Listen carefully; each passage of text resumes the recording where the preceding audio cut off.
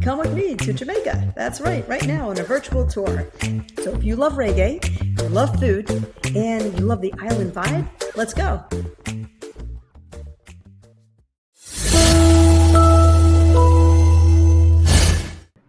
Welcome, everyone, and it is my great pleasure to have with us today Philip Rose, who is the Deputy Director of Tourism for Jamaica. Welcome, Philip. Hey, Robin, thanks for having me. Thank you for being here. We are going to get the inside glimpse into what is happening in Jamaica. And I have to say, Philip, I spent my honeymoon in Ocho Rios many years ago at Dunn's River Falls, which is still a highlight. So is that still a big popular destination? Absolutely. Duns River Falls is also one of my favorite activities. Hiking up, the cascading waterfalls with that cold water, very refreshing, fantastic. Still there, still very popular. I remember hiking up, as you said, and we were kind of lined up and holding hands. And at the very bottom, there was a tree with roses, I do believe. Yeah, a rose. I won't say like a dozen roses. Still there. Yes. You should come back. I plan on coming back, and we're going to get into that in just a minute too. But a little bit about Philip. I do understand that you've been in the hospitality and hotel business, and I believe you were age 14 when you had your first summer job at a hotel. Is that right?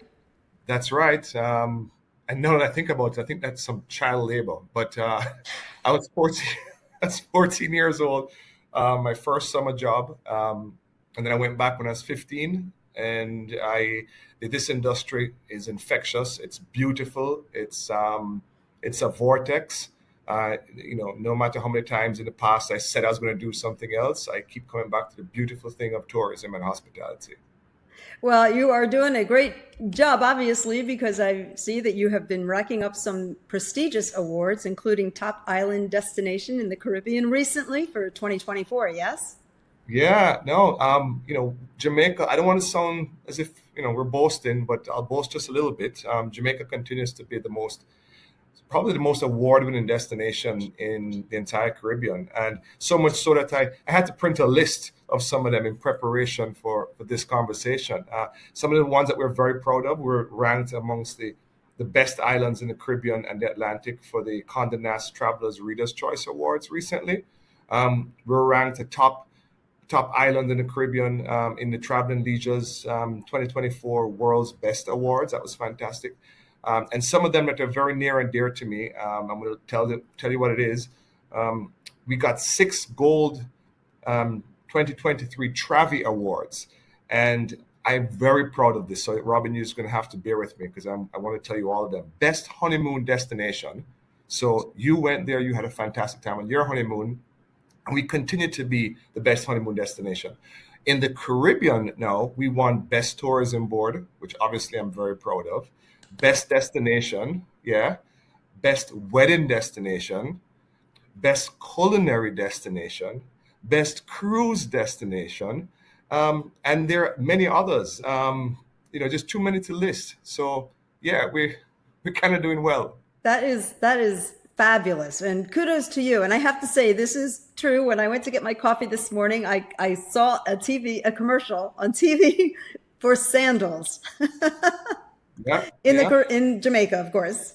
Yeah, one of our top brands. They continue to be one of the private sector flag bearers, if you will. Sandals organization, Sandals and Beaches. They've been around for a while, and they are too racking up their list of awards. Yes. And, we do have a lot of culinary viewers watching. So I wanted to touch on maybe some trends happening in Jamaica in the culinary arena. Yeah, absolutely. Before I tell you about the trends on that, though, I was being a little humble, and I edited the list of awards that we got. But since you mentioned culinary, I should tell you that TripAdvisor ranked Jamaica among the best honeymoon destination also, but also one of the best culinary destinations in the world for 2024. Wow. In the world? In the world. All right, I've got to come back and have some food. Tell us a little bit more. What? Yes. Yeah, no, absolutely. So, I always say that our food mirrors the diversity of our people, our culture, our product. While we're known for the finger licking good Jamaican jerk chicken and Jamaican and the jerk pork and all that, we are obviously offering a far more sophisticated and wide offering, if you will. I was vegan for many years, some 14 years, and there's a Rastafarian ital stew in Jamaica, which is absolutely divine.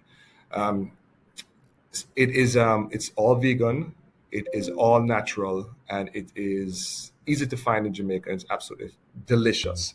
Um, we we take our food seriously. We take our rum seriously, and we take our reggae very seriously. So much so that we have not one, but at least two internationally acclaimed festivals to celebrate these three things.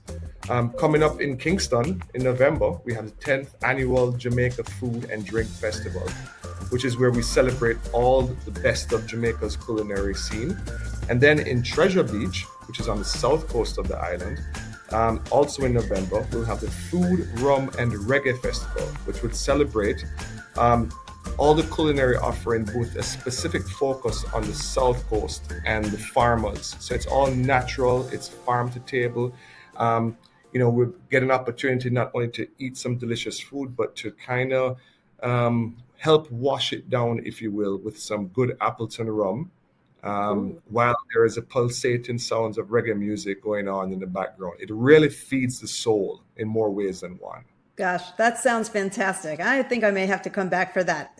And speaking of coming back, yes, you're giving all the reasons why, if you visited Jamaica, as I have once, you're giving us plenty of great reasons to come back and see it again. It sounds like it's a whole new atmosphere and scenery, even though it was great then too. Yeah, absolutely. So it should come as no surprise to you then that we have probably the highest percentage of repeat visits, or we're amongst the destinations the highest percentage of repeat visits. Over 42% of our visitors come back to Jamaica again and again and again. So we are anticipating that you will be one of those who will come back in the near future. Yes, definitely. Now, I also want to touch on sustainability, which is, of course, a big issue in the tourism world.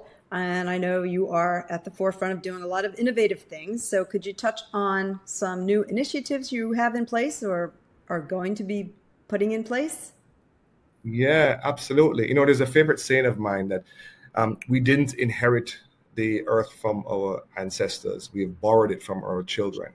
Um, and that really resonates with me. And I'm very proud to say that my little island in the sun, my little Caribbean island, the island of Jamaica, um, has that sentiment weaves throughout our entire DNA. So climate justice and sustainable practices have always been important to tourism on a whole. And in Jamaica, we're working hard to ensure that we're joining hands, if you will. And I know it sounds cliched, but we're joining hands to make the world a better place in many ways. On the sustainable front, I know that we started out by doing small things at first, banning plastic straws, banning plastic bags, to reduce our footprint. But something that ties back into the culinary aspect is we're working with small farms to supply produce to hotel partners, and to make sure that we highlight the story and we encourage our visitors to shop local as much as possible, and to not only shop local from a geographical standpoint, as in buying things that are made in Jamaica, but going for a walk and buying fruits, as an example, on the side of the street. That's the type of sustainability that we tend to do very, very well in. We've recently distributed over 2,000 irrigation kits to our farmers.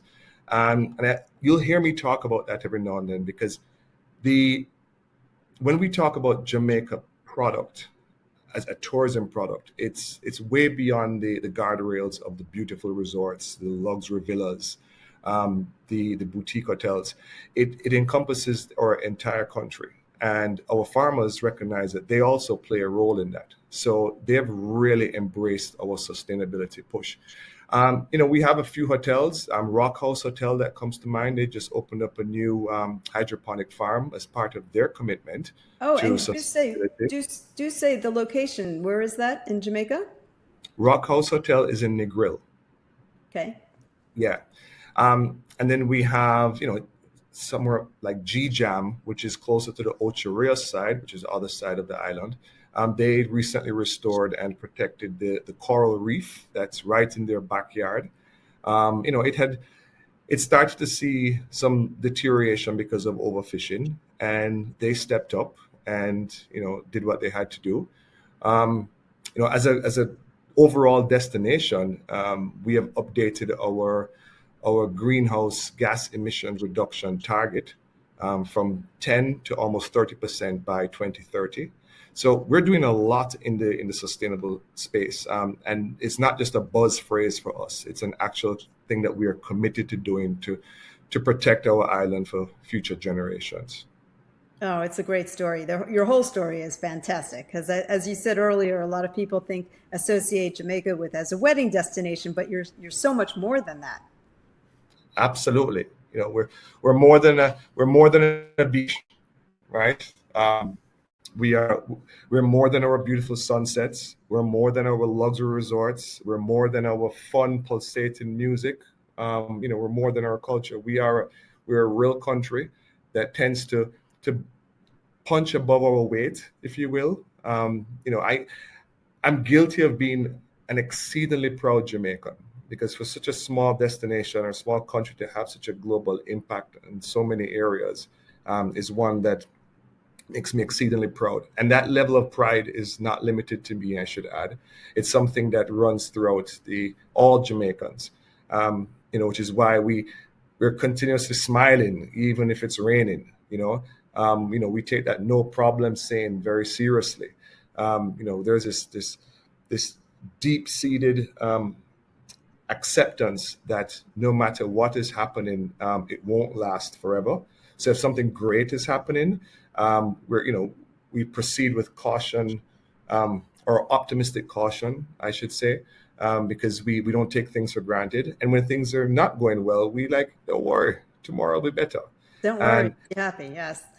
exactly, exactly. And that then translates into how we view hospitality. We want to share all of what's good. We want to share that with our visitors that come to Jamaica again and again and again, which is why the greeting that you'll get is welcome home every time you come back.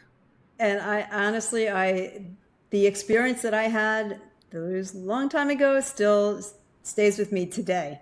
So You I see? absolutely looking forward to being one of those in your 44%, was it? Return visitors. Maybe we'll make it even up to 50 soon. Let's do it. Let's do it. Well, I thank you so much for being on my podcast today and sharing some of the stories about what's happening now in today's world in Jamaica and also going into the future. And again, a huge congratulations, Philip, for all the fantastic work that you're doing. It's exciting. Thank you. I honestly can't take any of the credit. I am fortunate enough to work with and work for some of the greatest persons around. So thank you. Yes, and been fortunate to meet some of your team members too when I was in Portland this past year, and the enthusiasm and the warmth and the smiles, it just continues on. You can feel it in your people for sure. Yeah, lovely. In your Thanks, island, Robin. the island spirit. Yeah, Yes. man. Island vibe. Come back. Yes. Okay, come back to Jamaica. I will be there soon. Thank you again, Philip. Thank you, Robin.